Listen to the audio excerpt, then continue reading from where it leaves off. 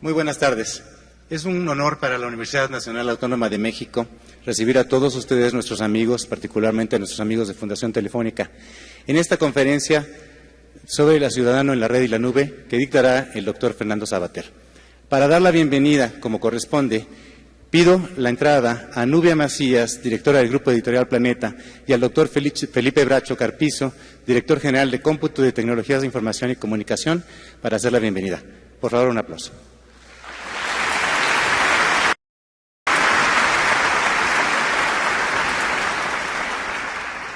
Hola, buenas tardes a todos. Me da muchísimo gusto ver esta sala llena. Le acabo de decir al maestro Fernando Sabater que era muy emocionante que tanto chavo y no tan chavito acudieran a su presencia, a su conferencia, y pudieran escuchar en estos momentos en los que tanta falta nos hace reflexionar.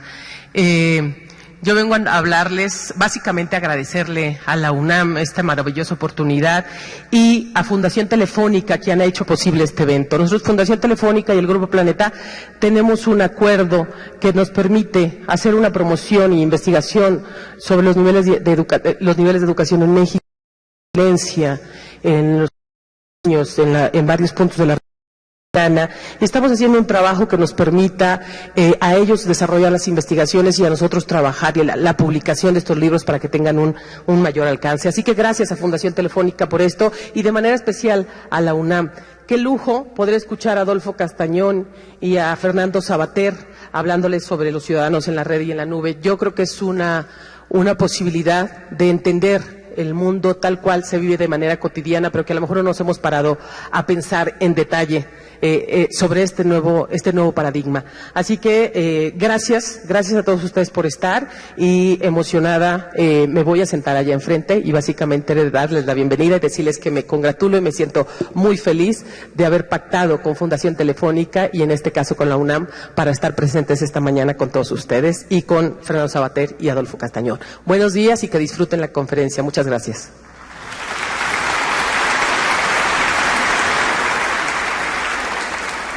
Buenos días, compañeros universitarios, amigos todos. Muchas gracias por acompañarnos.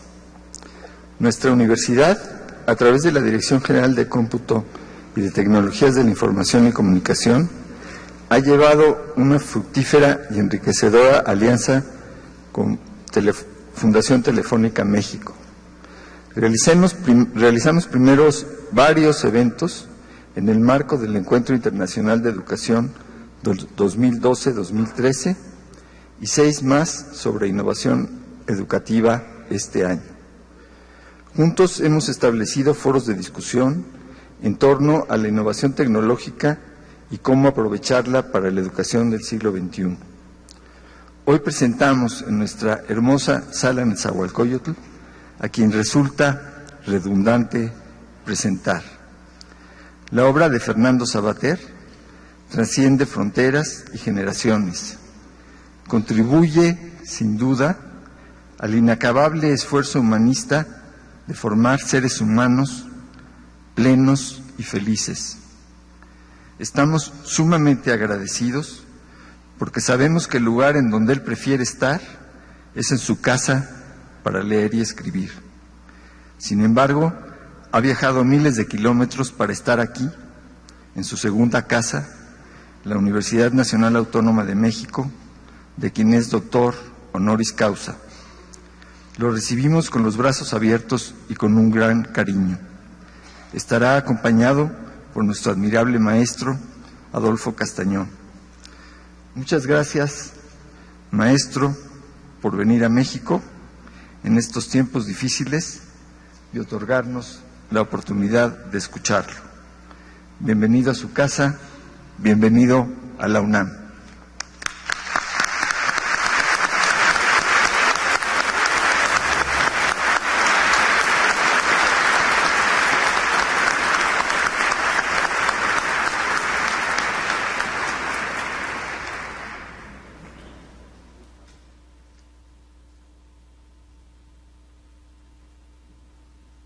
También de lujo nos vestimos con el moderador que tendremos esta vez para dialogar con el doctor Sabater.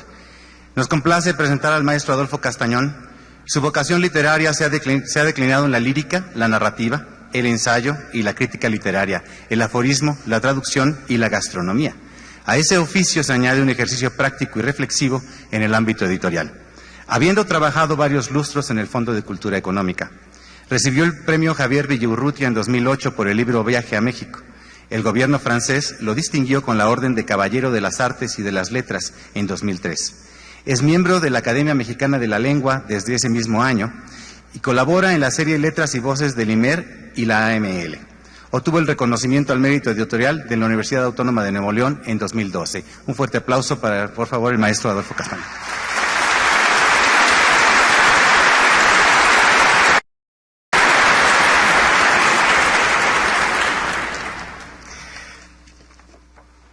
Bueno, pues muchas gracias a todos y cada uno de ustedes por estar aquí, a los organizadores por esta invitación y Sabater. ¿Quién dijo que Fernando Sabater necesitaba alguna presentación? Las 8 letras de su nombre y las 7 de su apellido forman parte desde hace mucho de nuestro paisaje y cronotopo. Tan nuestro y entrañable es Fernando, que estamos en él como los monos en Tarzán, más cronopio que fama, para decirlo con la jerga de Julio Cortázar.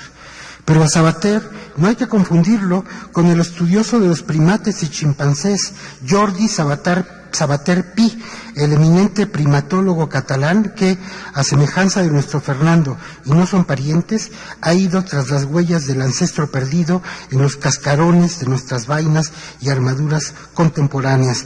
Fernando tampoco es un personaje ni de Voltaire ni de Diderot, ni de Robert Louis Stevenson, Daniel Defoe, Julio Verne o Emilio Salgari, autores cuya admiración no oculta, pero tiene algo de un Robinson Crusoe cándido y algo de Viernes, que saben del naufragio de la civilización y de las formas en que vamos viendo su música signo por signo.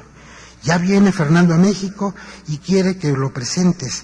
Me escribe con tono algo desesperado su representante, pidiendo que confirme mi presencia en este mismo acto del día 28 de octubre del 2014. 28 de octubre, fecha en que se recuerdan los nacimientos de Erasmo de Rotterdam, 1467, James Cook, 1728, el navegante y viajero inglés del fastuoso Valle Inclán, Ramón María del Valle Inclán, 1866, en cuyas andanzas por México reconocemos algo del peregrinar sabateriano. Quizás algún atrevido comparatista contraste algún día los itinerarios de ambos exploradores del histórico esperpento. Y acepto, claro, astrónomo o no, soy amigo de las estrellas, aunque si todo éxito se debe a un malentendido, según dice Sabater que le dijo Cioran, yo me pregunto a qué comedia de errores se puede deber esta invitación para que yo, el invisible reyezuelo, acompañe al fulgurante Sabater. Pero no está tan mal la coincidencia trazada por estos nombres para saludar hoy a Fernando Sabater, nacido el 27 de junio de 47, un filósofo de la concordia, un atrevido navegante y un escritor tan enamorado de América, Valle Inclán, que terminó fundando con su tirano banderas la novela de los dictadores latinoamericanos. Al igual que Erasmo, Sabater es un intelectual y un escritor incómodo. La concordia, la búsqueda de la armonía, el afán por no perder el buen juicio y el buen humor no son muy populares en esta época enamorada del vértigo y la perplejidad. Tampoco lo ha sido siempre él. Su abierta toma de partido en contra las fuerzas de oscuras de ETA en España le valió una vividura singular. Andar acompañado las 24 horas por un elemento de seguridad durante una década, en México diríamos un guarura, aunque esta voz designe un caracol en Colombia y Venezuela, esa no se la sabían, durante más de una década, día y noche, en los pasillos y plazas y los elevadores, y doy fe de haberme visto obligado a bajar de un ascensor e interrumpir una animada conversación para dejar lugar al caracol, digo, al chaperón armado. Y si Sabater sobrevivió con buen humor a esa experiencia, podemos darle un voto de confianza a su vocación de salvavidas. Pero, ¿no son incómodos los salvavidas? Fernando Sabater es uno de los nuestros, una parte de ese nosotros o entre nos al que aludían Alfonso Reyes y Pedro Enrique Subeña, amigos secretos de Borges, tan admirado por Fernando. Y este aficionado a la buena prosa y a las carreras de caballos y su universo elegante y galante es uno de los miligramos prodigiosos de nuestra cada vez más rara levadura crítica. Sabater ejerce su risueño magisterio tanto desde la cátedra como desde la conversación, ya sea a través del diario, el libro, la revista o los programas de televisión. Pero más que ser un mediador magistral, es un maestro de los medios y un señor de los intersticios y del entre, un maestro de la conversación, un amigo, un agente invisible del entrenos a la manera de Chesterton, un amigo de la amistad. Fue Sabater uno de los devotos de Cioran, a quien descubrió para el lector español, un ahijado del viejo patriarca anarquista catalán refugiado en México, Ricardo Mestre Ventura, gordo patrono de la revista Caos, en cuyas páginas convivió su nombre con los de Héctor Subirats y José Luis Rivas, entre otros. Sabater es autor de una tumultuosa e ingobernable producción literaria que desafía tanto al crítico como a los libreros de su casa. Producción centrada en la filosofía y la ética, el pensar en y desde el español las cosas. Lector de Voltaire, de Nietzsche, de Deleuze, Spinoza, Borges, siempre Borges. Borges, la ironía metafísica, es el 9º título que, según creo, la Biblioteca Fernando Sabater, BFS, sus iniciales, publicada con el sello de Ariel, lleva ya más de 10 títulos, y hasta en eso se nota la velocidad de Fernando Sabater. Goza en vida del placer póstumo de que su nombre sea también el de una biblioteca dedicada a su obra. Es milagro que no tenga una calle, o ya la tiene en las Guayanas y no la conocemos. Si hubiese sido un escritor mexicano, seguro que ya tendría varias escuelas con su nombre. Al igual que Borges, Sabater encarna el misterio de ser a la vez un escritor de y para minorías y un autor capaz de llenar estadios, el misterio evangélico de dejar contentos a la par a los felices pocos y a los dichosos muchos. Se me antoja sentir en Sabater a la figura de un músico capaz de hacer que, con el tañido de su flauta irónica, lo sigan las poblaciones moribundas y salgan de sus escondrijos los roedores grandes y pequeños de la ciudad a bailar en zarabanda, en las plazas o a morir de risa. Y no le ha temido este autor secreto y para minorías al malentendido de hacerse varias veces bestseller millonario con libros como Ética y Política para Amador, que le han valido no solo oleadas de lectores, sino más importante, el amor de su hijo y de los compañeros de generación de su hijo, de los amigos de su hijo, como en una bíblica procesión. Casi un rizoma, pero menos que un partido político. Hace años, decía su amigo Tomás Pollán, que Sabater había iniciado una carrera entre los años vividos y los libros publicados. Esa carrera, decía entonces Pollán, la habían ganado los libros, pues Fernando, que entonces promediaba como 55, ya había publicado más de 60 títulos, y hoy, que acaba de cumplir 67, lleva por lo menos 84 volúmenes entre ensayos, novelas, conferencias, teatro, crónicas, antologías, diccionarios y panfletos. Y a estas alturas yo diría que esa carrera no la han ganado ni los años, sino los asistentes, el pasto de la pista, la conversación, los lectores, los amigos que al escucharlo o releerlo nos sentimos un poco menos perplejos, algo aliviados por el discurso serpentino y saludable de Fernando Sabater, que hace saber hacer con su palabra un poco más habitable nuestro bochornoso mundo. 0 minutos, muchas gracias.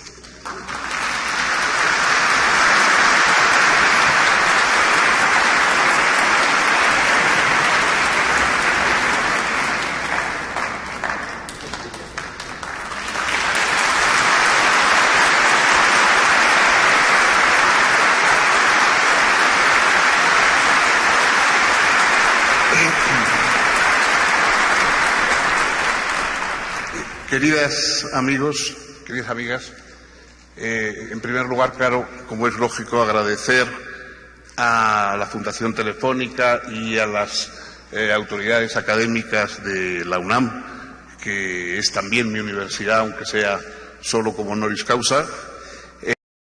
Digo, la posibilidad de haber vuelto otra vez aquí, a este lugar, con todos ustedes, a que pasemos un rato reflexionando o meditando sobre cosas importantes de la vida actual que a todos nos conciernen. Pero antes de iniciar propiamente la charla, yo quisiera hacer un ruego a la sala. Yo, como universitario y como persona que ama a México desde hace muchos años, estoy hondamente preocupado con los sucesos de la desaparición de los 43 normalistas de Iguala y con todos esos siniestros detalles que rodean el caso. Y preocupación que estoy seguro que comparten la mayoría de ustedes también. De modo que yo quisiera que antes de comenzar, y si a ustedes no les parece mal, guardásemos un minuto de silencio en solidaridad con los actualmente desaparecidos, que ojalá recuperemos pronto, con sus familias y también, por qué no decirlo, como protesta cívica silenciosa ante acontecimientos como estos que realmente parece increíble que todavía puedan suceder en el México actual. Guardemos, por favor, un minuto de silencio. Gracias.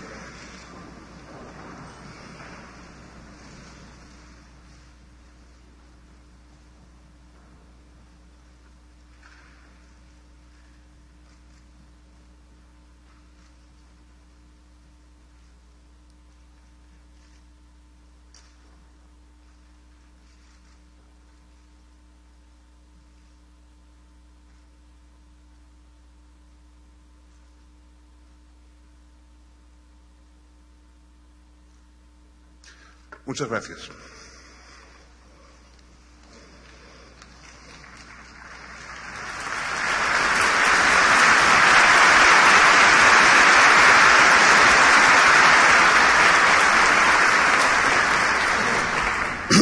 El tema que yo quería desarrollar ante ustedes y con ustedes es el papel que la ciudadanía tiene hoy en la era digital que vivimos. Y antes que nada, me gustaría explicar el concepto de ciudadanía, porque ciudadano, ciudadanía, palabras que estamos oyendo permanentemente, pero manejadas, yo creo, de forma o muy confusa o engañosa. El ciudadano es la expresión del hombre libre en el mundo político, del ser humano libre, naturalmente, hombre, mujer, es decir, la expresión de la libertad en el ámbito político es la ciudadanía, el ciudadano que está ligado a otros por derechos y deberes, es decir, por una ley común. Y está ligado a los otros solo por eso, es decir, no está ligado por la estirpe, por la familia, por el color de la piel, por el sexo, por la ideología, por el lugar de nacimiento, por unos factores culturales más o menos accesorios. Está ligado exclusivamente por esa ley que comparte con los demás. Y por eso la ciudadanía ha tenido que luchar a lo largo de los siglos, desde la vieja Grecia, con una serie de impedimentos que trataban de retrotraer las sociedades al ámbito tribal anterior a la aparición del ciudadano.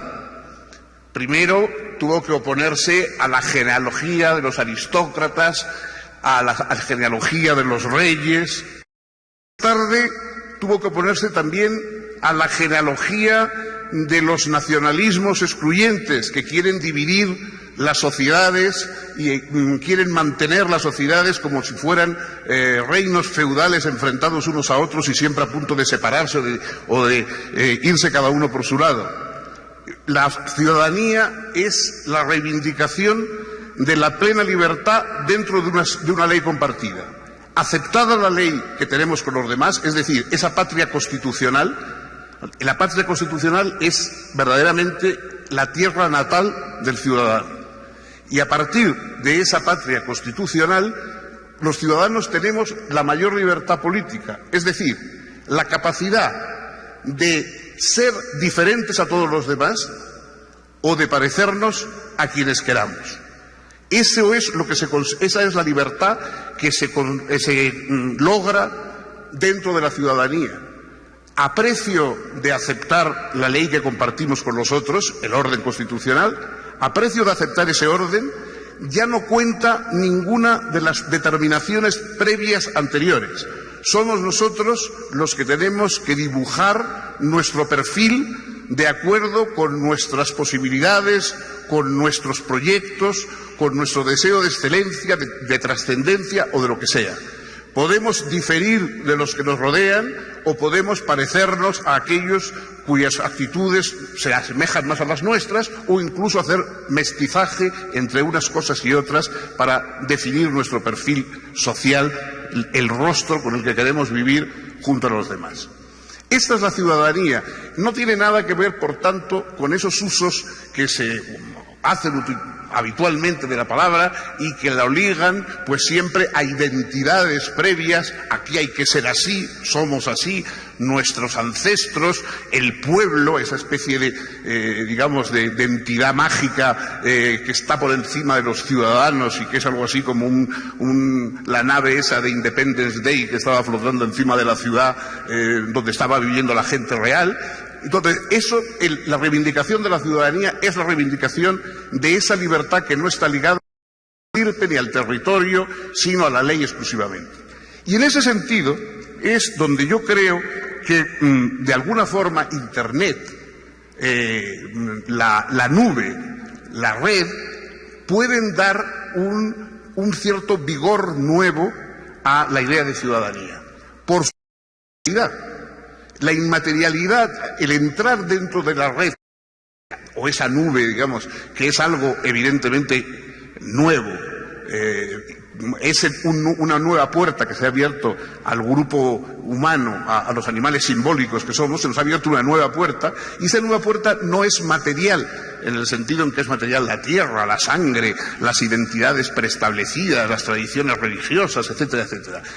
Yo creo que esa posibilidad que abre Internet, esa inmaterialidad, es realmente la verdadera posibilidad de una ciudadanía nueva, de una ciudadanía que de alguna forma se reinvente y que sobre todo rompa fronteras, rompa límites y vaya extendiendo su defensa de derechos, de garantías, de protección. También sus deberes los vaya extendiendo más allá de los límites actuales hasta lograr esa visión cosmopolita que sería la ideal para el ciudadano, porque los ciudadanos ideales son esos que creen en una justicia universal, en una educación universal, en una protección de los débiles universal, en un proyecto común humano, la diversidad cultural, la diversidad de las ambiciones y de los deseos de los hombres, pero compartiendo un común denominador de solidaridad y de protección de todos ellos. Eso parece que hoy la idea de un Internet ciudadano nos abre esa nueva posibilidad y tantas otras, porque es verdad que abre unas posibilidades de interacción y de relación entre. Claro, los ciudadanos han vivido siempre con el problema de comunicarse unos con otros, de tener un contacto, tener una posibilidad de establecer una relación directa con los otros. Y eso no ha sido nunca fácil. Piensen, por ejemplo, en la Atenas clásica, la asamblea de los ciudadanos, que serían, pues, a lo mejor 10, 15.000 personas, se reunían grandes gradas al aire libre y allí tenían que intercambiar sus opiniones, es decir, hacerse oír. No es fácil hacerse oír ante 10 o 15.000 personas donde no existían micrófonos y donde no existían todos estos aparatos que hoy pues, nos permiten comunicarnos incluso en grupos grandes. No digamos en cientos de miles o incluso millones de como hoy formamos las sociedades democráticas. De modo que es la posibilidad de Internet, directas, inmediatas, de intercambio de opiniones, de argumentaciones, de exposición de planes políticos por parte de los candidatos que se ofrezcan para ocupar un puesto público, etcétera. Todo eso, obviamente, es una enorme posibilidad nueva que abre Internet. Y también una dificultad puesta a todos los que quieren ocultar ideas, ocultar información, censurar libros o otro tipo de expresiones humanas. Es decir, hoy todos sabemos que es imposible, un libro censurado es imposible, porque si en cuanto está censurado en un sitio aparecerá y lo tendremos colgado en Internet en algún sitio inmediatamente. De modo que las ideas, los proyectos, las informaciones más o menos verídicas, todo eso no hay manera de acallarlo. No hay forma de acallarlo. Y todo eso, evidentemente, es un instrumento de emancipación. En muchas ocasiones los ciudadanos se pueden convocar unos a otros para acudir a determinadas citas, a determinados puntos sociales, a determinados momentos digamos, relevantes, ¿no? Miren lo que ha pasado en las revoluciones que ha habido en el norte de África. Hoy mismo, pues partidos pequeños, sin un gran apoyo económico, ni de bancos, ni de relevancia de medios de comunicación, pueden hacerse oír y pueden aparecer en el escenario político simplemente utilizando la plataforma que brinda Internet. De modo que yo creo que es evidente que hay un vínculo entre ciudadanía y las posibilidades de esta nueva nube virtual en el que ya vivimos, unos con más facilidad, los más jóvenes con naturalidad, porque prácticamente han nacido en ella, y los más viejos pues nos hemos tenido que asimilar con una u otra dificultad. Evidentemente, esto, además de posibilidades, tiene también peligros. Tiene también peligros serios, ¿no? Por ejemplo, ese torbellino de informaciones, de noticias, de datos, de chismorreos a veces y de cuentos de unos de otros, saber distinguir lo valioso de lo inútil o de lo estéril, lo serio de lo frívolo, lo verdadero de lo falso. Saber navegar en ese mar es algo difícil, es algo complicado.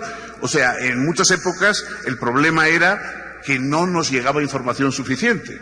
Durante siglos, los seres humanos, sobre todo los que vivían en zonas rurales, apartadas, etcétera, las ciudades eran focos más de comunicación, pero las zonas más apartadas, para que llegara una noticia de algo que había ocurrido, de algo trascendente que había ocurrido hasta una de esas zonas, pues tenían que pasar meses y a veces años.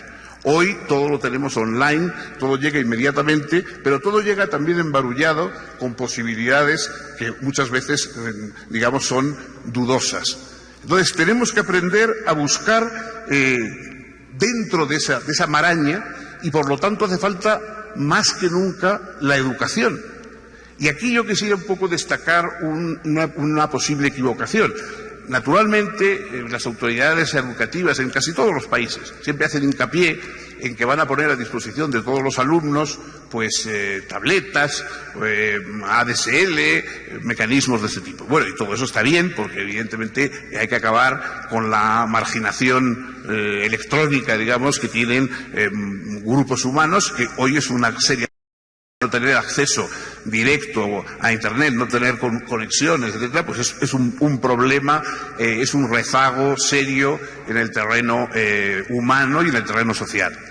Pero esas conexiones de Internet, todas esas instrumentos, tabletas, etcétera, todo eso no es la educación, no sustituye a la educación. O sea, no podemos decir, ya tiene una tableta, ya se va a educar solo. No, al contrario, Internet no educa a nadie. Nosotros tenemos que educar para Internet, para poder sacar todas las posibilidades de Internet, para poder orientarnos dentro de ese mundo, de ese torbellino confuso de opiniones, de falsedades, de bulos, etcétera, etcétera. Tenemos que luchar dentro de eso, porque hay el peligro de que, como se suele decir, la falsa moneda expulsa a la auténtica. Es decir, los bulos terminan por imponerse a las verdades. Los planteamientos más truculentos, más exagerados, más caprichosos, curiosamente a veces terminan teniendo más audiencia incluso que las realidades, que a veces son más sobrias y menos atractivas.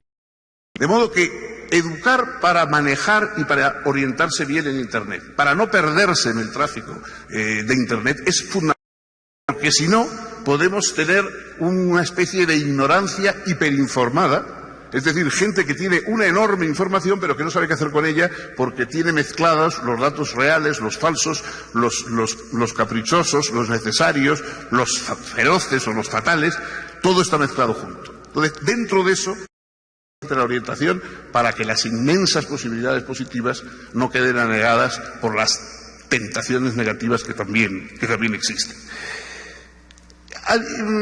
Se habla muchas veces de la posibilidad de que Internet, etcétera, digo, entre los educadores, que eso disminuya pues la lectura, ¿no? Bueno, la lectura evidentemente no lo disminuye porque leer en pantalla, sea un blog o sea lo que sea, pues es también leer. Y de hecho, hoy leen, incluso escriben cartas muchas personas que no lo habrían hecho en otras circunstancias, ¿no? Que no lo habían hecho en otros tiempos.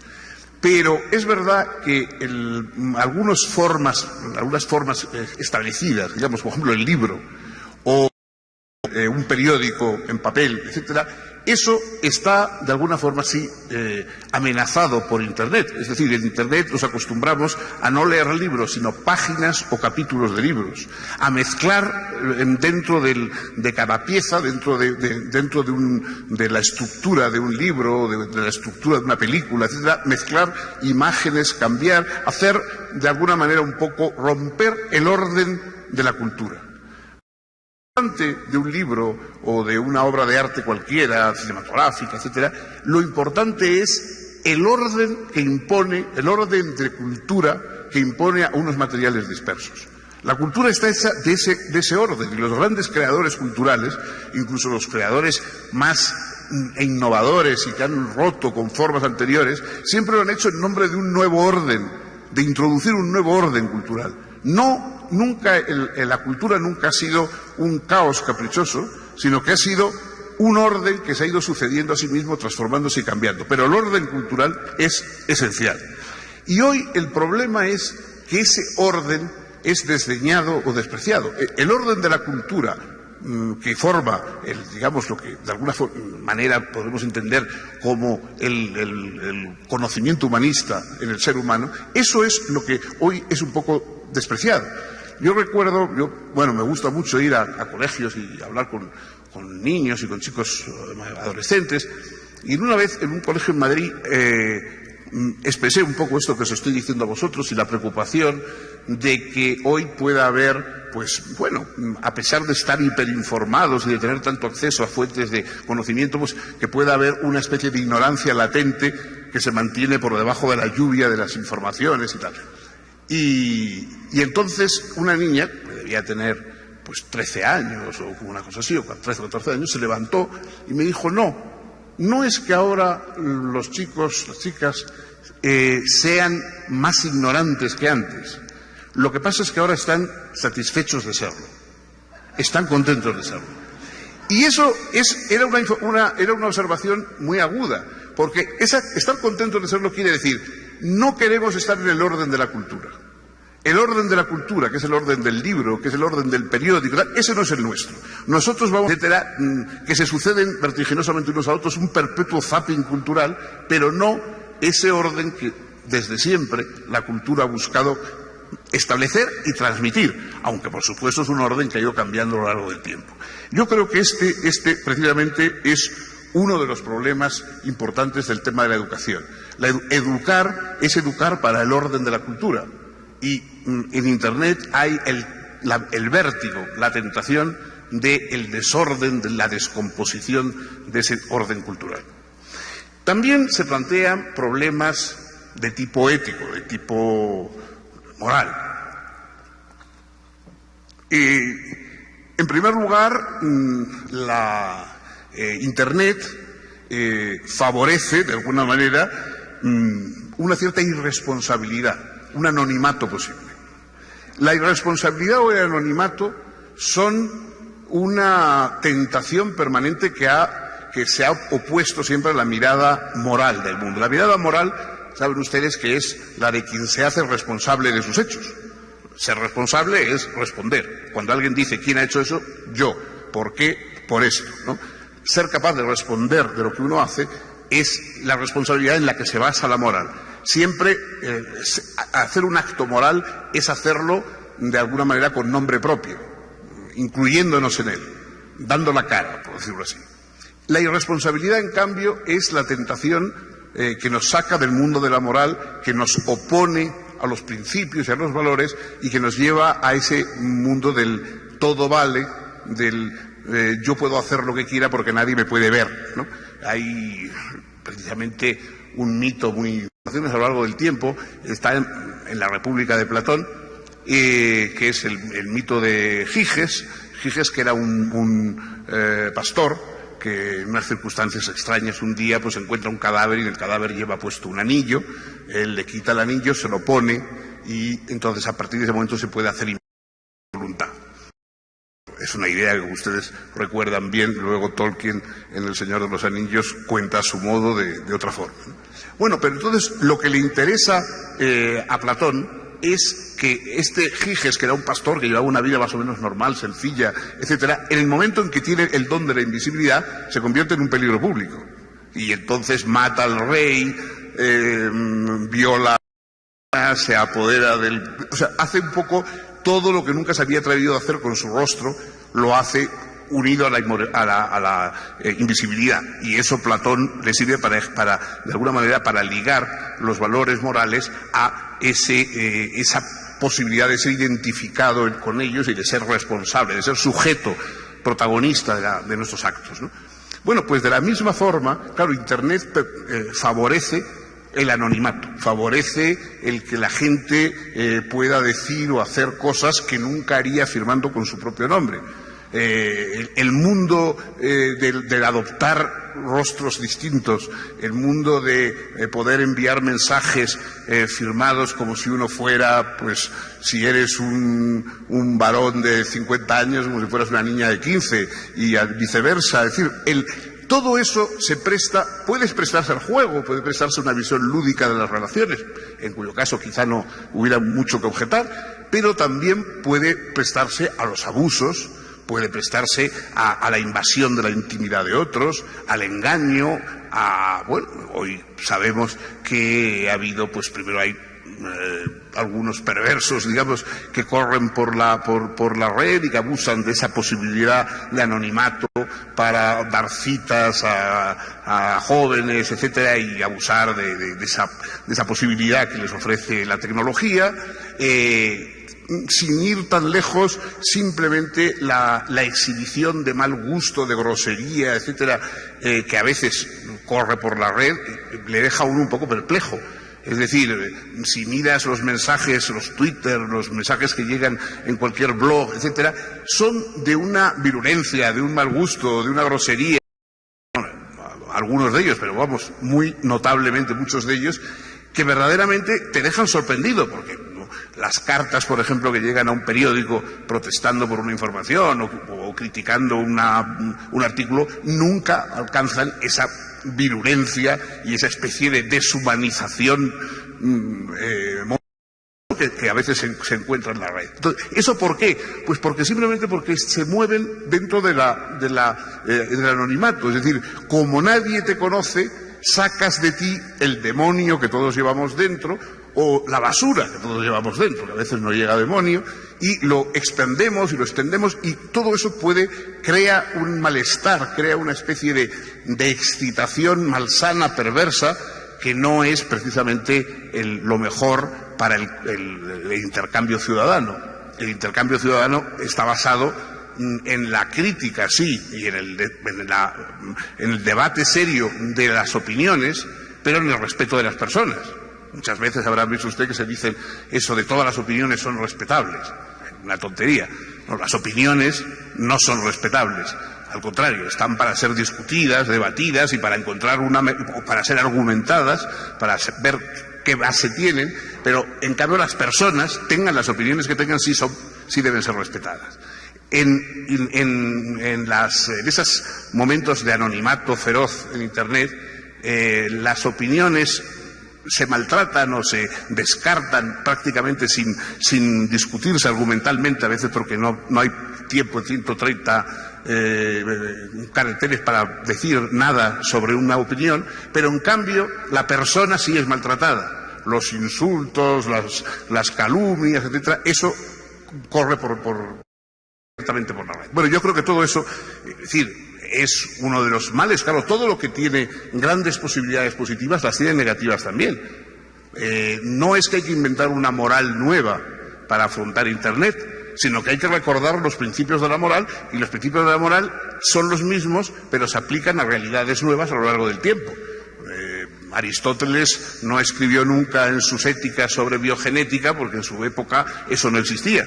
Y no digamos Internet, que las realidades históricas, las capacidades de acción humana, la ética, piensen ustedes, recuerden que es una reflexión sobre la acción.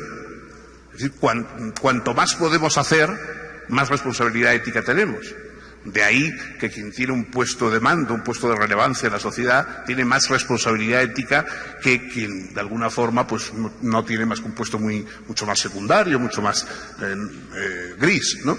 Y en la capacidad de acción, lo que aumenta nuestra capacidad de acción, las armas, los instrumentos, las comunicaciones que aumentan nuestra capacidad de acción, también aumentan nuestra responsabilidad. Y claro, Internet abre unas enormes capacidades nuevas de acción humana, simbólica, comunicativa, pero por tanto también exigen de nosotros mayor responsabilidad.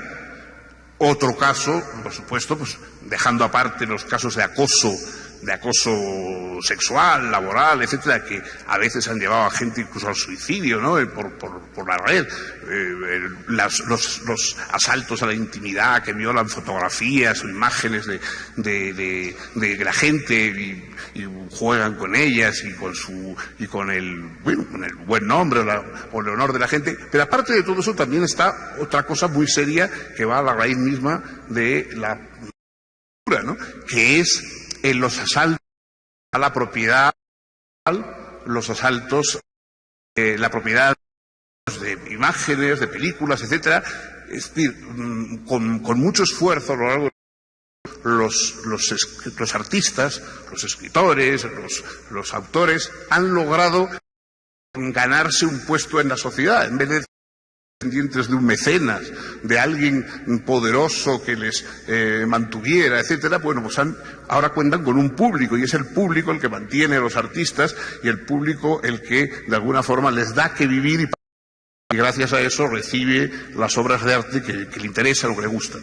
Bueno, en Internet se ha roto un poco esa cadena de la propiedad intelectual, del artista como trabajador intelectual, y hoy, pues, muchas personas pueden acceder a libros, poesías, imágenes, cine, etcétera, sin ningún tipo de contribución económica para mantener a su autor o para pagar, esa propiedad intelectual. Esto es la raíz misma de la cultura. Amenaza la existencia de empresas culturales, de librerías, de productoras cinematográficas, de productoras musicales. Es decir, es una amenaza directa que antes o después se podrá gestionar, pero que en primer lugar debería gestionarse éticamente. O sea, cada uno, sin que necesariamente tenga que existir una ley y un castigo y una persecución a quien cometa esos delitos, porque a veces lo son, el verdadero interés cultural de cada cual debería llevarnos a decir, no, yo no voy a aprovecharme de las posibilidades que brinda Internet porque de alguna forma me interesa la cultura, me interesa la literatura, me interesa el cine y quiero que eso continúe. Quiero contribuir a que eso continúe de una forma más o menos modesta, pero con lograr que eso continúe y por lo tanto no abusar y no robar la propiedad intelectual de otros. Bueno, todos estos son, yo creo, me parece, las consideraciones éticas, educativas, que pueden hacerse en torno a las posibilidades que Internet brinda a los ciudadanos. El ciudadano es un ciudadano autónomo, es un ciudadano que tiene que de alguna manera dirigirse a sí mismo. Un ciudadano es siempre un político en activo, No hablemos de los políticos como si solo fueran seres exteriores a nosotros. Todos nosotros somos políticos activos. Los que están hoy ocupando puestos públicos son nuestros mandados, a los que nosotros les hemos mandado mandar. Pero en los políticos, la base, el origen político del poder somos nosotros. Y nosotros tenemos que ser conscientes permanentemente de eso. Y quizá, en vez de estar asentándonos en símbolos, en territoriales, genéticos, de los 8 apellidos, de tal o de cual, en vez de todas estas cosas, yo creo que quizá Internet nos brinde unas posibilidades de comunicación, de argumentación, de conocimiento, que renueven, que vuelvan a idear la ciudadanía. En 1988, Octavio Paz, en unos apuntes que tenía, dice: el cielo no tiene fronteras y las nubes no poseen papeles de ciudadanía. Bueno, es verdad que bajo este cielo sin fronteras, esas nubes sin papeles de ciudadanía pueden servir, en cambio, para que nuestros papeles de ciudadanía vayan a la nube, se aposenten en esa especie de inmaterialidad simbólica y huyan de los condicionamientos, de las identidades, de los determinantes, de las manipulaciones que en otras ocasiones se infligen a la ciudadanía. Yo creo que es el mundo digital, la era digital, es una gran posibilidad para la ciudadanía y también un vértigo y un peligro que en ocasiones puede volverse contra ella. Nada más, muchas gracias.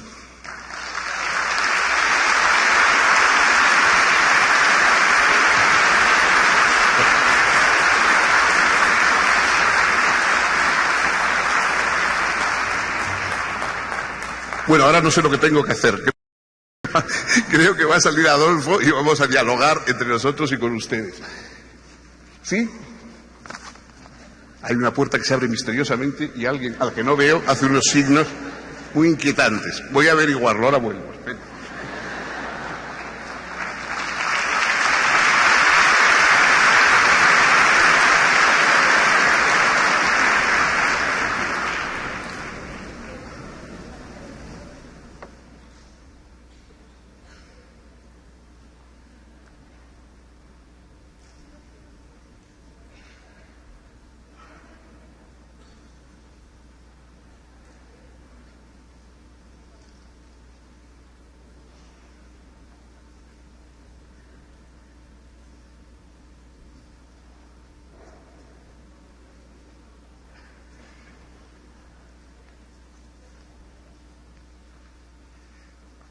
En un momentito más vamos a iniciar la sesión de preguntas y respuestas. Están nuestras edecanes repartidas en la sala por aquellos que tengan una tarjetita y la quieran entregar. Nos hacen favor de dárselas a ellas. No vamos a poder quizás abordar todas, como es natural por el tamaño del foro, pero trataremos de concentrar varias en una.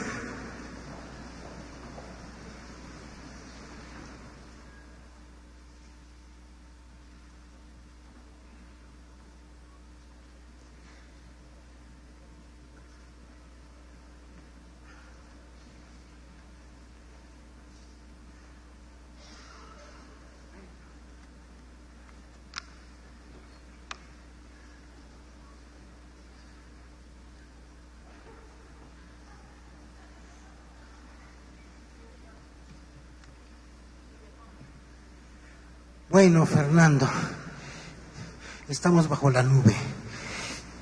Tengo aquí una serie de preguntas y voy a tomar al azar la primera, que nos puede llevar a una larga respuesta. Dice, es anónima: ¿cómo subsanar la crisis de legitimidad política? Creo que esta pregunta tiene dos vertientes.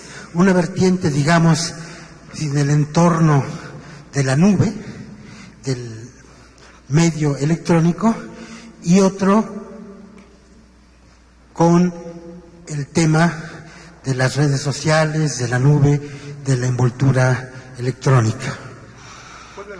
¿Cuál era la...? ¿Cómo subsanar la crisis de legitimidad política? Tampoco dice si es en México, si es en el mundo. No, de todas. Bueno, la legitimidad política, evidentemente, tenemos que pensar que la estamos concediendo nosotros. Es decir, hace un tiempo cuando hubo los movimientos de indignados, al menos en España, etcétera, uno de los lemas que se manejaban era "no nos representan". Yo creo que eso es una equivocación. No, primero porque sí nos representan, claro, naturalmente, si no nos representaran no tendríamos ningún problema. O sea, yo a mí, los políticos de Nueva Zelanda, como no me representan, me traen sin cuidado y pues, no me llevo muy bien con ellos. Con los que me llevo mal son con los míos, porque claro. Entonces, el problema es que sí nos representan, pero es que sobre todo que lo que nos representa es el sistema de elegirlos y de sustituirlos. Es decir, no me representa a mí solamente fulano o mengano porque me guste, porque diga lo que yo quiero oír, porque sea eficaz, porque... No, me representa el sistema que elige a las personas, que las sustituye, etcétera. Entonces, la legitimidad es la legitimidad que viene del sistema. Las personas no están legitimadas para ser políticos. Nadie nace para político. Nadie nace para mandar o nace para obedecer. Esa idea de casta, decir, bueno, es que hay quien nace político y quien nace ciudadano. Y hay ciudadanos que aceptan que ellos están, pues eso, en el patio de butacas, aplaudiendo lo que ocurre en el escenario, pero sin intervenir. No, aquí, en la ciudadanía es que todos estamos en el escenario y todos estamos, digamos, interviniendo de una manera más o menos protagónica en lo que está ocurriendo. O sea, la legitimidad es la que viene de nosotros. Entonces, los políticos que están ejerciendo tienen, por supuesto, que ganarse nuestra confianza, más que nuestra legitimidad, nuestra confianza, para que les mantengamos en los puestos o no les sustituyamos, etcétera. Lo verdad que es cómodo convertir a los políticos a veces en una especie de entidades que son, para bien o para mal, los dueños de todo el espacio político. Entonces, ellos son, si todo va mal, los malos; si las cosas van bien, pues son dioses adorados y cuyas manos besamos, y de alguna forma se pierde el concepto de que somos nosotros realmente los gestores de la política, y por lo tanto que para bien o para mal, o equivocándonos o acertando, esas personas que están al mando dependen de la legitimidad que nosotros les concedamos. Bueno, gracias, Fernando. Un par de notas que me dicen que en efecto hay una escuela que se llama Centro Educativo Fernando Savater y que te van a dejar con su representante unos obsequios de los niños y una carta que ojalá los recibas, y otra en el mismo sentido, el Centro Educativo Fernando Savater, que está en Tlalpan. Pero hay otras preguntas que me parece que son de otro tipo. Hay una que es muy contundente, que tiene que ver con el minuto de silencio al que convocaste antes de la charla, de la conversación, y dice: ¿cuál es el valor de educar en México a partir del 26 de septiembre de 2014? Pues yo creo que sigue siendo un valor imprescindible. Es decir, precisamente la educación es lo que nos trata de armar contra las situaciones de atropello, de abuso, de violencia. Es decir, la educación es la lucha contra la fatalidad. Es decir, el mérito de la educación es que nos prepara para luchar contra la fatalidad social, contra esa fatalidad que hace que los hijos de los pobres siempre tengan que ser pobres, y los hijos de los ignorantes siempre tengan que ser ignorantes, y en los sitios donde hay violencia siempre tenga que seguir habiendo violencia, y donde hay corrupción siempre tenga que seguir habiendo corrupción. La lucha contra esas fatalidades pasa por la educación. No es probablemente la educación el único herramienta. No voy a ser tan idealista de pensar que gracias a la educación se va a resolver todo. Primero porque además la educación siempre actúa a largo plazo. Pero yo estoy seguro de que en la solución de cada uno de los problemas siempre hay un componente de educación.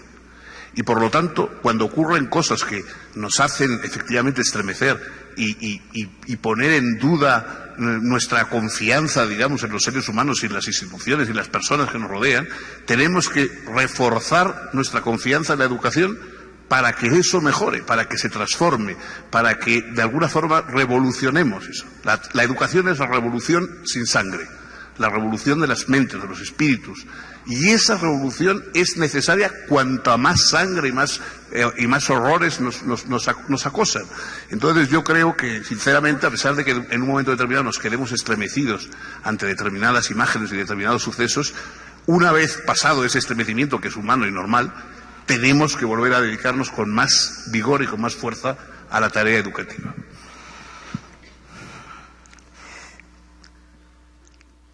Hay una serie de preguntas que tienen que ver con el tema de cómo gestionar el uso de las tecnologías en un salón de clase, o cuál es la forma óptima de poder alternar el tiempo de Internet, el tiempo de lectura y el tiempo, digamos, de la experiencia.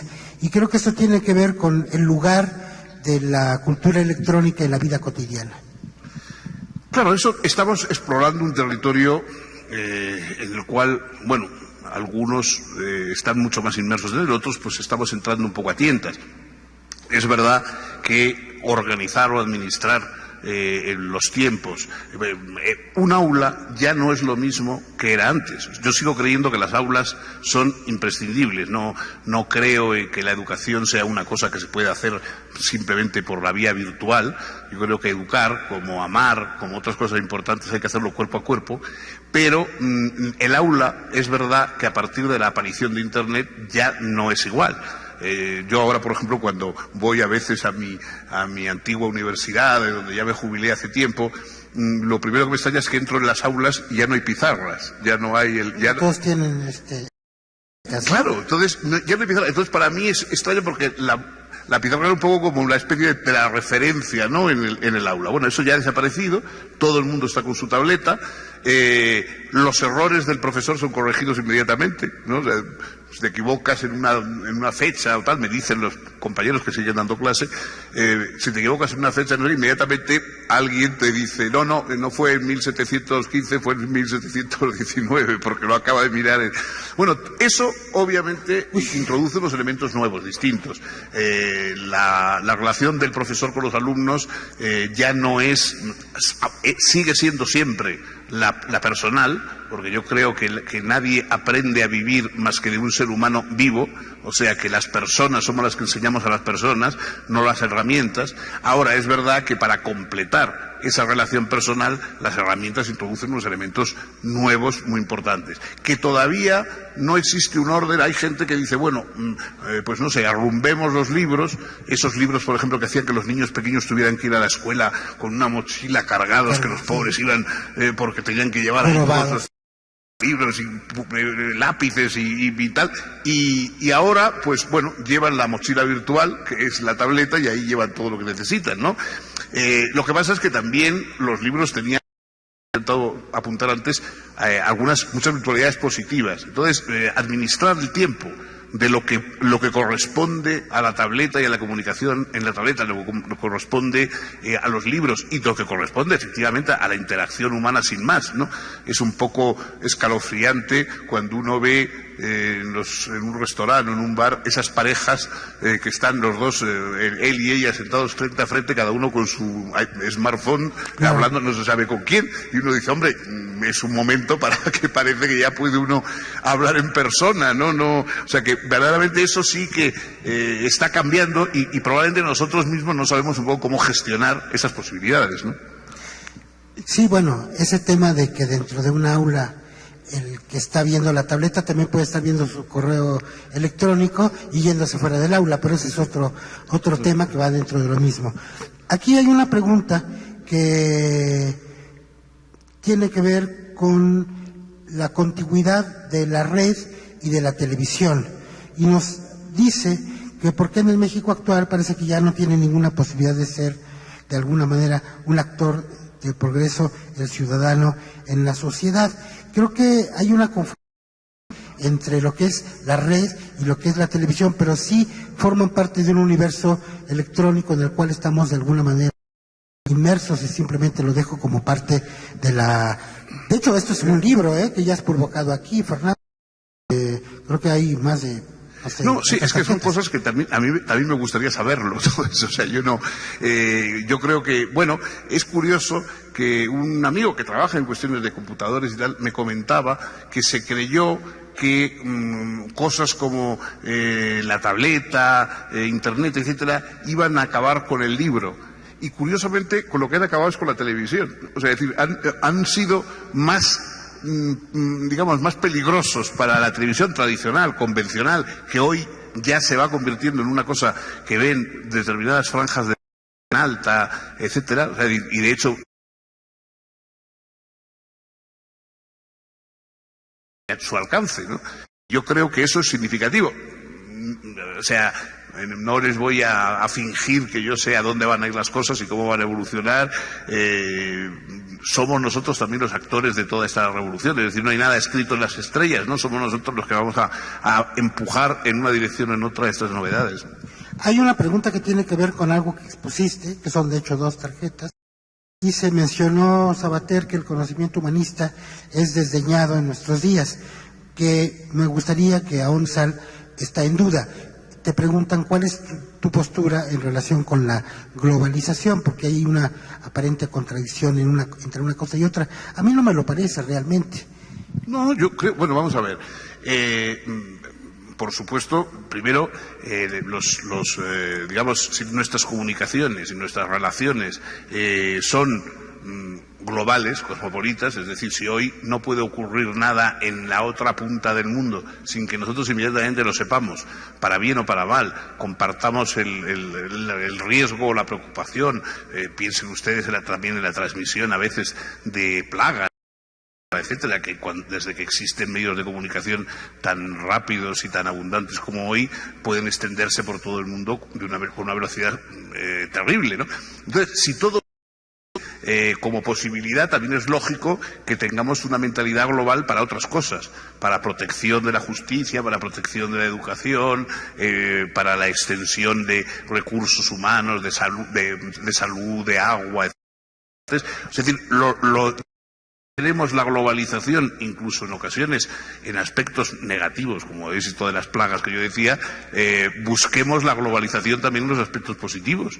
O sea, no dejemos que las cosas negativas globalicen. Hoy realmente uno de los problemas es que conocemos muchas más cosas de aquellos puntos en los que podemos intervenir.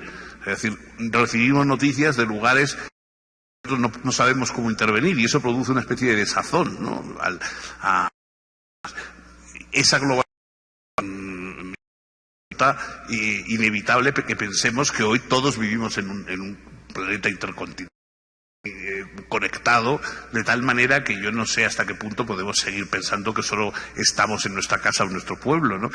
Y yo no digo que la concepción humanista sea desdeñada, es que hay un cierto tipo de aprecio. Por ejemplo, hay un desprecio al esfuerzo que se hace para obtener cultura, ¿no? O sea, el otro día escuchaba yo en la radio a un joven profesor de la Facultad de Ciencias de la Información en Madrid, que decía, bueno, ya desde que existe Internet, etcétera, la erudición es un absurdo, esa gente que se esfuerza por aprenderlo todo respecto a un tema, respecto a un autor y tal, es completamente superfluo porque todo eso ya es simplemente un botón. Bueno, esa idea, claro, confunde el resultado con el premio que es la búsqueda misma. Es decir, el erudito, la persona capaz de esforzarse, de orientar su curiosidad, de buscar, de dedicar su empeño, digamos, a un tema, se está también transformando él mismo. No es que simplemente vaya al final del camino a saber mucho algo, sino que todo ese camino le ha ido a él transformando intelectual y humanamente.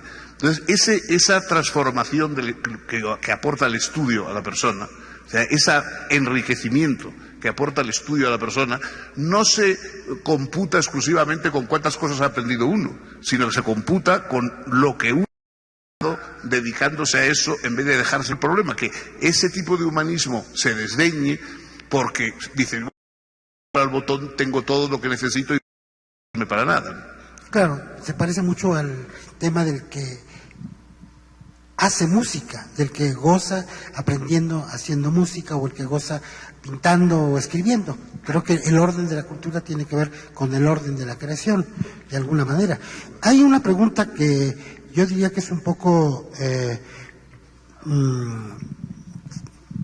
difícil, que nos dice lo siguiente: además de la pobreza, la injusticia social y la corrupción, hay indicadores en la sociedad revelan la inminencia de una guerra civil, está entre interrogaciones, pero más bien parece una afirmación de un sentir generalizado.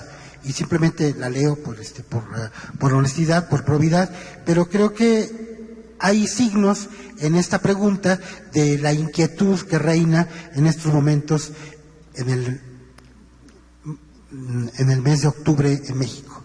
Sí, bueno, yo tampoco puedo arrogarme decir qué es lo que ocurre en México. Yo sigo con mucho interés y creo que con bastante información los sucesos que ocurren en México, pero claro, no tengo competencia para zanjar esa cuestión.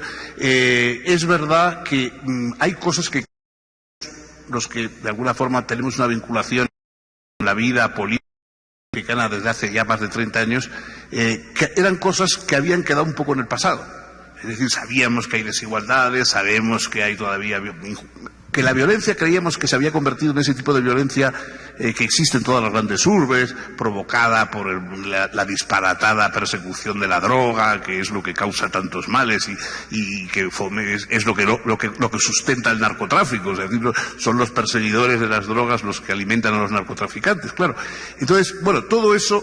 Pero creíamos que como esos son males que ya están en otras latitudes, creíamos que esos males específicos de enfrentamiento civil, que por ejemplo, pues eso, en el propio estado de Guerrero, etcétera, hace pues unas décadas estaban presentes, hoy todo eso se había quedado ya superado, se había metabolizado, digamos, políticamente, humanamente, y claro, acontecimientos como los de esos últimos semanas pues sí que nos ponen un poco en jaque. Yo no soy capaz de decirles a ustedes, no, hombre, la expresión guerra civil es una expresión muy fuerte, ¿no? Muy, quiero decir, países que hemos tenido, como en España, por ejemplo, una vasta experiencia en guerras civiles, quiero decir, es un término, lo mismo que cuando se habla de la dictadura de los mercados, la dictadura, bueno, los que hemos vivido una dictadura manejamos la palabra con más pinzas, ¿no? Con más cuidado,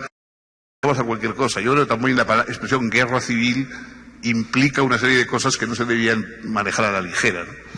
Y saltando el charco, ¿cuál es el gran mérito del movimiento Podemos y cuál es el balance hacia el futuro como fuerza política de ese movimiento? Dicen.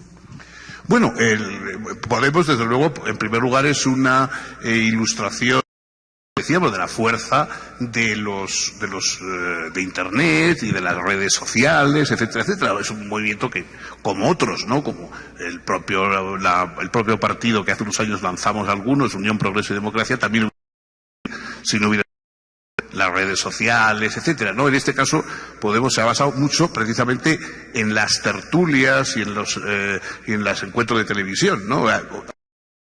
En España hay una tendencia, una nueva casta política, a los de Podemos les gusta mucho la política, pero resulta que la verdadera casta política actual que manda en España, que es la de los que hablan en las tertulias de televisión y las que se cooptan como que ganan, digamos, el puesto en los partidos y tal a través de las tertulias de televisión. El propio líder socialista actual pues también le pasa lo mismo, ¿no? Entonces, bueno, yo, por lo que sé de Podemos, pues es un movimiento cuyos planteamientos pues comparecen al chavismo, a los movimientos, bueno, el ideólogo Monedero, el ideólogo pues era uno de los consejeros de Chávez y, por supuesto, de los movimientos bolivarianos, digamos, en Venezuela, y en la gestión política dentro del país, pues por ejemplo frente a hechos como el terrorismo de ETA, etcétera, no solamente no se ha pronunciado nunca ninguno de ellos en contra, sino que más bien han estado apoyando a los grupos de Batasuna, etcétera, que eran más próximos al menos a la comprensión política de ETA. Incluso, de hecho, en algún momento Pablo Iglesias dijo que las consecuencias de la transición política española las había entendido muy bien, por ejemplo, abertzales. No, bueno, yo, como no comparto evidentemente esas ideas y como de alguna forma creo que el populismo es la denuncia de males verdaderos y la propuesta de soluciones falsas, evidentemente alimenta o satisface a los que buscan revancha, pero no a los que buscan reforma. el movimiento me parece que es un desahogo, pero no lo confío en él como una solución, sobre todo porque en casos concretos, como por ejemplo o el de ETA, etcétera, no creo que hayan, no he visto adoptar posturas, digamos, precisamente de lo que a mí me gusta, ¿no? Yo más bien me recuerda un poco aquel diálogo que mantuvieron el Otelo Saraiva de Carvalho, que era uno de los coroneles del 25 de abril de Portugal, cuando hubo la revolución de los claveles. Otelo Saraiva, que era uno de los más etcétera, y efervescentes de aquellos militares que dieron el golpe de Estado y trajeron la democracia a Portugal, pues recorrió Europa buscando fondos y apoyo para la revolución portuguesa. Y en uno de los países a los que fue Suecia, donde entonces el primer ministro era Olof Palme. Y Olof Palme era un hombre muy progresista y naturalmente estuvo muy bien dispuesto para apoyar a las peticiones de Otelo, y Otelo, entusiasmado, le decía: nosotros estamos extraordinario, algo grande, algo nunca visto, vamos a acabar en Portugal con los ricos. Y le dijo Olof Palme: hombre, mire, nosotros en cambio tenemos el propósito opuesto, queremos acabar con los pobres. Bueno, yo tengo la impresión de que el populismo suele proponer acabar con los ricos. Necesitamos gente que sepa cómo acabar con los pobres. Bueno.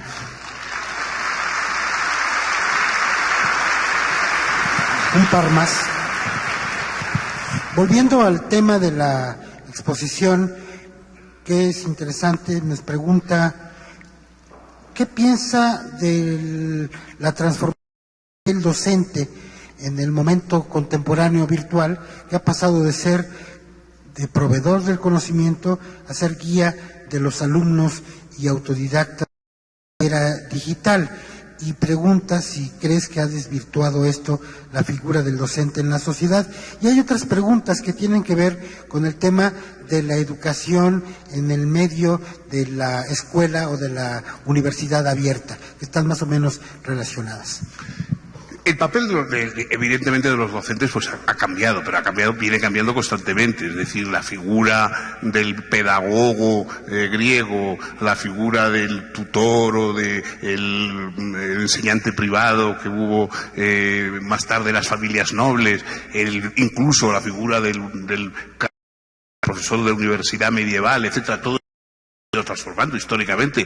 Continúa la idea de que la transmisión de la cultura debe venir monitorizada o guiada por un ser humano que la ha absorbido primero y que la comparte luego y ayuda a otros a ganarla también. Pero claro, las son enormes y van aumentando, yo creo, casi exponencialmente, ¿no? Según van pasando las cosas.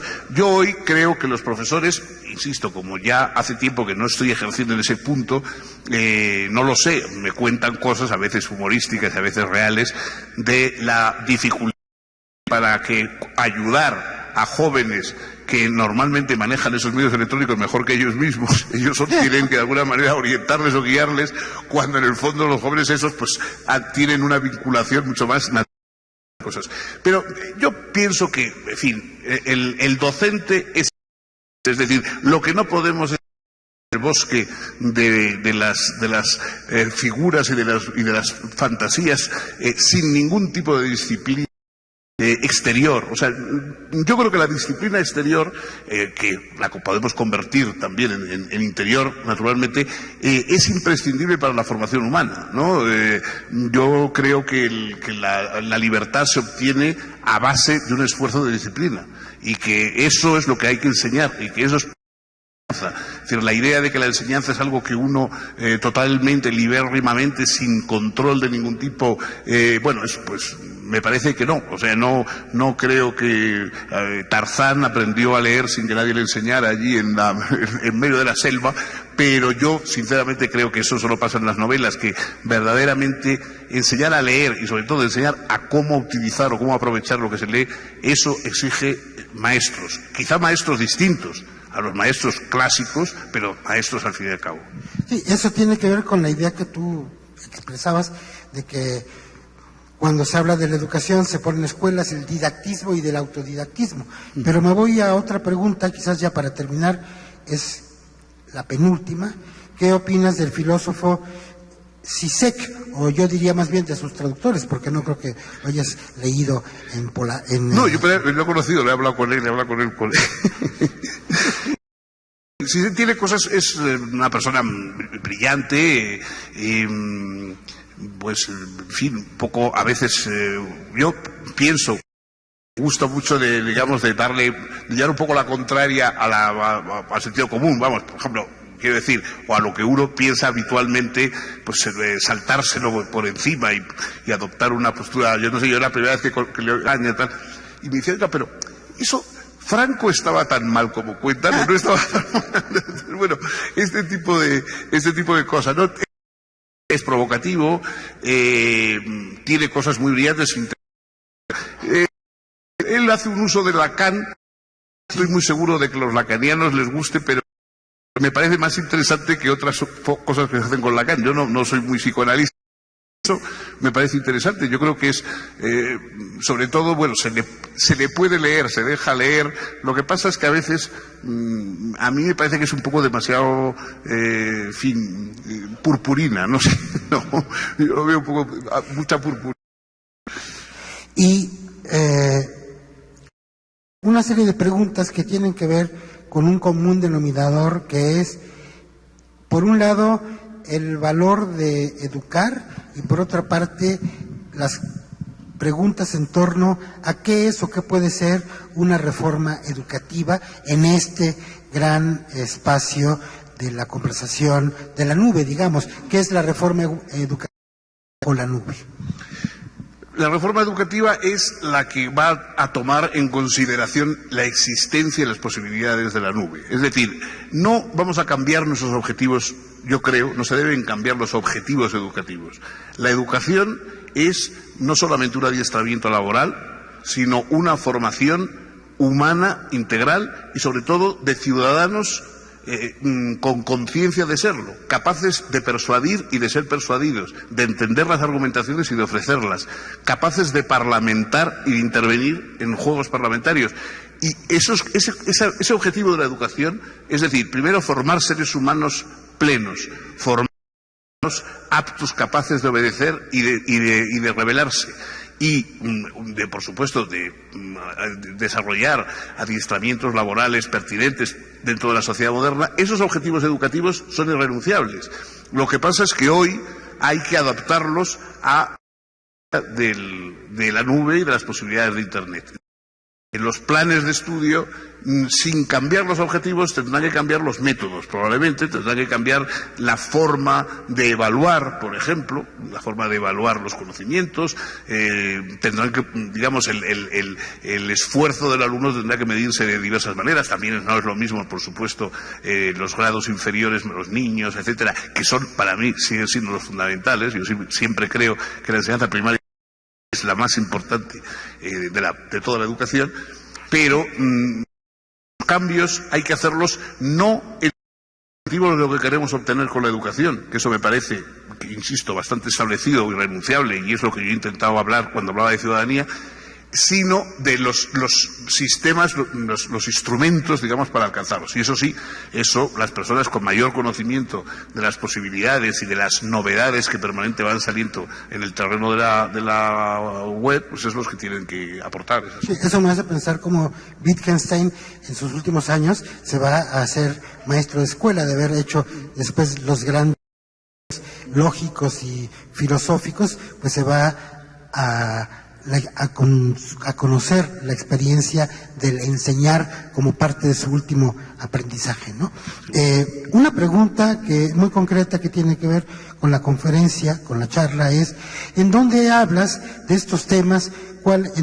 ¿Cómo defines la representación política? ¿Y en dónde hablas de ciudadanía? Creo que sí tienes por esos temas recientes, ¿no? Bueno, ahora tengo un libro que precisamente he traído aquí a México, bueno, ha llegado a México y lo aprovecharé para estos días, he estado presentándolo y también en la feria del libro de Oaxaca, que iré en el fin de semana, pues voy a procurar también apoyar este libro. El libro se titula, una expresión española, se titula No te prives, y como subtítulo dice Defensa de la ciudadanía. No te prives quiere decir, bueno, no te autolimites, no renuncies a tus derechos y a tus privilegios como ciudadano. Y el libro está destinado a explicar esa condición y confrontarla con los movimientos populistas, con los separatismos como el catalán y el vasco, etcétera, etcétera, como todo lo que amenaza en este momento, concretamente en España, a la ciudadanía. Yo creo, y intento presentarlo así también, que hay lecciones que son válidas no solamente, aunque surjan de una experiencia de los problemas actuales en España, son válidos para otros lugares y tienen que ver, y tienen resonancia en otros problemas de otros lugares, como por ejemplo México. En ese sentido, creo que la reforma educativa en España y la reforma educativa, sean distintas, tienen puntos en común. Seguramente, sobre todo bajo la nube, digamos. Y la dignificación de la figura del maestro, ¿no? O sea, el maestro es una figura importantísima. No solamente científicamente, sino humanamente, socialmente. No puede ser maestro cualquiera. El puesto de maestro no se compra, ni se transmite, ni se hereda. El puesto de maestro hay que ganarlo y hay que, digamos, actualizarlo permanentemente. Ahora, también el maestro debe tener un reconocimiento social, un apoyo social. El maestro está representando, digamos, el objetivo social de convertir al niño en un verdadero ciudadano. Y entonces ese apoyo social al maestro, esa dignificación de su figura, esa formación y que haya lugares y posibilidades y momentos, digamos, para reciclar sus conocimientos, esa dignificación del maestro yo creo que es importante, pues, lo es en España y lo será aquí. O sea, me parece que en ambos sitios es muy importante. Y finalmente, voy a tomarla literalmente al azar.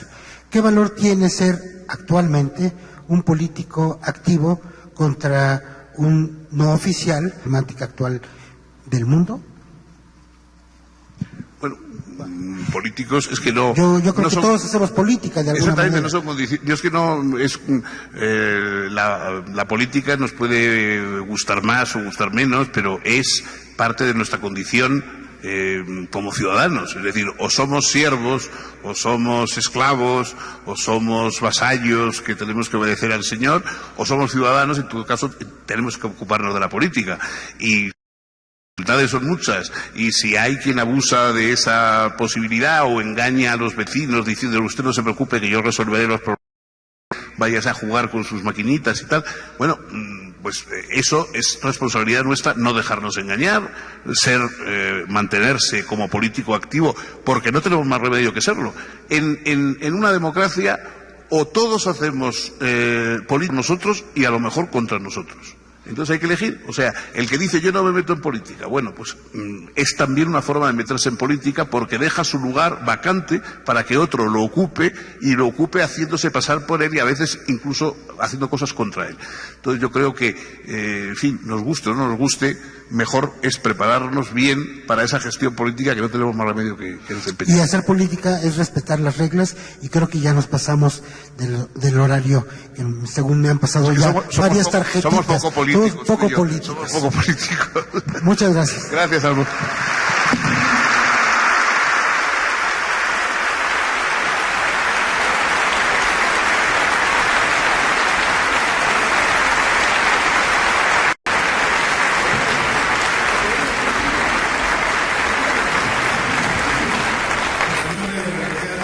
De México y de la Fundación Telefónica México le damos las más calurosas gracias y mucho agradecimiento muy profundo al doctor Fernando Savater. Un fuerte aplauso otra vez para él, por favor.